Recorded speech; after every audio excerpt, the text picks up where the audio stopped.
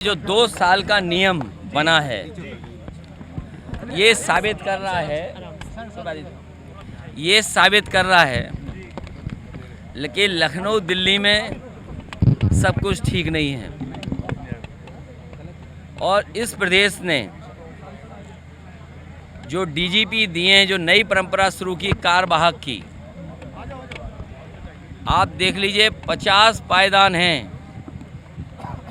वो अधिकारी कितने निराश हैं, कितना मनी मन दुखी हैं कि उन्हें मौका नहीं मिला काम करने का।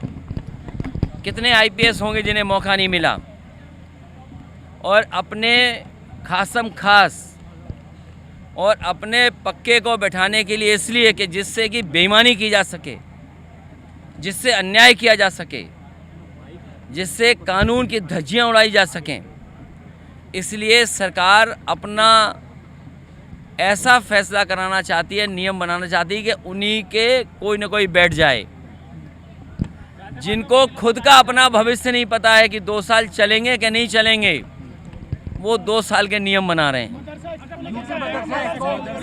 जो अभी सुप्रीम कोर्ट ने इलाहाबाद हाई कोर्ट के फैसले को रद्द किया है,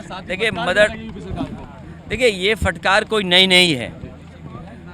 अभी तक के कार्यकाल जो देखेंगे आप, सबसे ज़्यादा हाई कोर्ट सुप्रीम कोर्ट की फटकार अगर किसी को मिली है तो उत्तर प्रदेश सरकार को मिली है।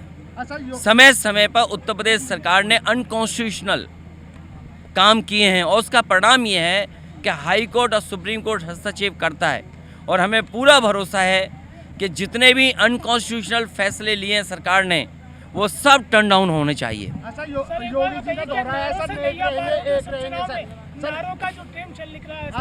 देखिए डिवाइड एंड रूल, ये सुधार हमारे पत्रकार साथियों को कहीं सुधार सुनने को मिल गया। ये सुधार नहीं है। डिवाइड का हिंदी क्या है? बांटो। डिवाइड एंड रूल नारा दिया था अंग्रेज़ों ने और अंग्रेज़ तो चले गए लेकिन अपने वचन छोड़ गए। ये वचनवंशी लोग हैं अंग्रेज़ों के, इसीलिए इन्होंने इस तरह के नारा दिया था। ये भारत और खासकर उत्तर प्रदेश का समाज ऐसे नारों को कभी स्वीकार नहीं कर सकता है।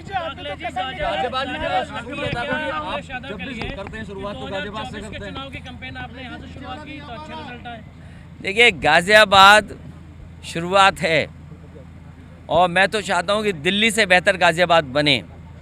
इसका प्रयास हम लोगों ने किया अपनी सरकार में। तमाम वो इंफ्रास्ट्रक्चर के प्रोजेक्ट जो बहुत ज़रूरी थे गाज़ियाबाद के लिए, वो नेताजी ने, या पुराने जो आप देखोगे इंफ्रास्ट्रक्चर के काम, वो कांग्रेस के ज़माने के दिखेंगे।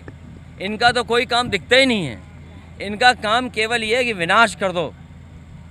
इनका काम है काम को रोक दो, तोड़ दो, और उसका परिणाम ये है कि आपका साथी भी, मैं नहीं जानता कि वो साथी कितना करीब आपका लोग हुआ, लेकिन पत्रकारों को जिस तरीके से अपमानित होना पड़ रहा है, आप कल्पना नहीं कर सकते। जेल तो भेजा ही भेजा है, और मैं कहता हूं अगर आप सच दिखाने लगोगे तो आप में से भी कुछ लोग जेल चले जाएंगे।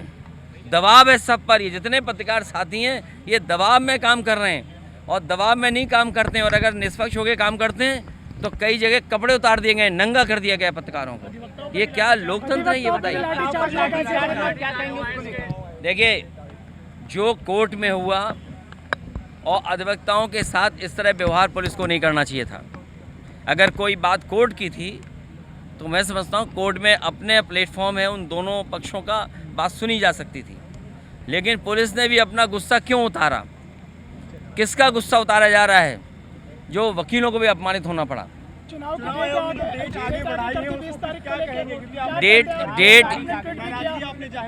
डेट इसलिए बढ़ाई कि भारतीय जनता पार्टी को भनक पड़ गई कि जो लोग छुट्टी लेकर के आए हैं दिवाली की, भैया दूज की और छठ पूजा की, वो सब लोग इतनी छुट्टी लेकर के आए कि वोट डाल के जाएंगे। तो जब भनक पड़ गई इनको, तो इन्होंने चुनाव आयोग से तारीख बदलवा दी। हार के डर से इन्होंने तारीख बदली है। और उन्हें ये भी पता था कि यूपी में जो वोट पड़ेगा, वो जो हार होगी, जो संदेश जाएगा, कहीं इनका महाराष्ट्र का चुनाव भी न गड़बड़ा जाए।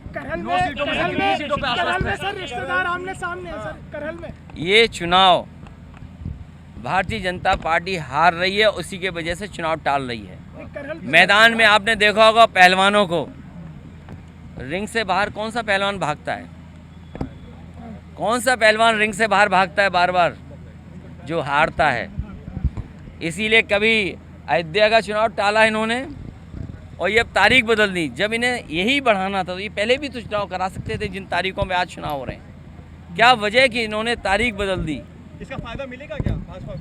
वो कोई ना कोई खास तैयारी भाजपा कर रही होगी उपचुनाव में कितनी जो समय उन्हें नहीं मिला, जो समय नहीं मिला। क्या खास तैयारी है? बीजेपी की जो खास तैयारी है वो पुलिस को आगे करके है। जब आप मुख्यमंत्री जी से ये सुनते हो कि मैं रामपुर बना दूंगा, इसका मतलब ये है कि वोट नहीं डालने देंगे। लोकतंत्र में या चुनाव आयोग इन बातों को देख रहा होगा कि इनकी तैयारी खास ये है कि वोट ना पड़ पाए। बूथ चिन्हित कर रहे होंगे ये लोग, बूथ चिन्हित कर रहे होंगे कि बूथ पर फोर्स लगा दो कि वोट निकले नहीं, जबकि फोर्स और एडमिनिस्ट्रेशन की जिम्मेदारी ये बनती है कि ज़्यादा से ज़्यादा वोट आए।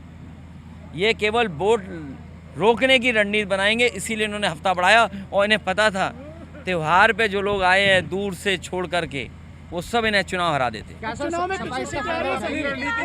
सारी रणनीति पता है? अपनी रणनीति क्या? उपचुनाव में कितनी सीटें? हमारी रणनीति साफ है, बूथ पे काम करिए। और आज हर वर्ग इनके खिलाफ है। व्यापारी जीएसटी से दुखी है। ये जो गरीब महंगाई का सामना कर रहे हैं, वे केवल गरीब के सामने संकट नहीं है। ये जो मल्टी स्टोरी बिल्डिंग में रह रहे हैं, इनको भी महंगाई का असर पड़ रहा है। और जितना भी जीएसटी से व्यापारी परेशान है, शायद इतना कभी व्यापारी परेशान नहीं रहा होगा। 9 सीटों में कितनी सीटें सर? 9 में 9। ठीक है। करहल पे आपने जवाब नहीं सर। करहल देखिए, आपको ये बीजेपी से पूछना चाहिए कि जो लोग परिवारवादी आरोप लगाते थे, वो कहाँ रिश्तेदारवादी में फंस गए, जिन्हें प्रत्याशी नहीं मिला।